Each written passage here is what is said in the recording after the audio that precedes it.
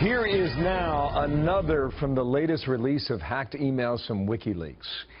Hillary Clinton from August of 2014 claiming two U.S. allies, Saudi Arabia and Qatar, were funding and supporting ISIS. Quote, saying in part to an email to President Obama's then counsel John Podesta, "We need to use our diplomatic and more traditional intelligence assets to bring pressure on the governments of Qatar and Saudi Arabia, which are providing clandestine financial and logistics support to ISIL and other radical Sunni groups in the region," end quote.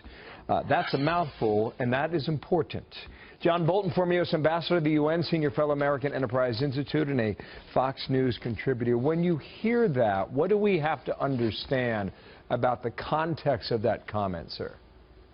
Well, I think it's particularly important that Hillary Clinton says that the governments of these two countries are funding ISIS.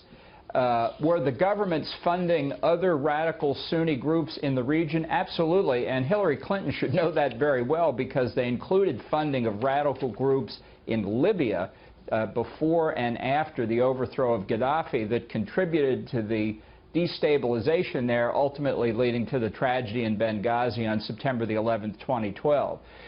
The idea that the governments of Saudi Arabia and Qatar were actually funding ISIS, I'd like to hear what her evidence is for that, which she may or may not have heard when she was Secretary of State. You know, there may be members of the royal families of a lot of the oil-producing monarchies funding disreputable groups, including ISIS. There are individuals in the United States who are helping ISIS. But the governments themselves is a very dramatic charge. We need to hear what the evidence is.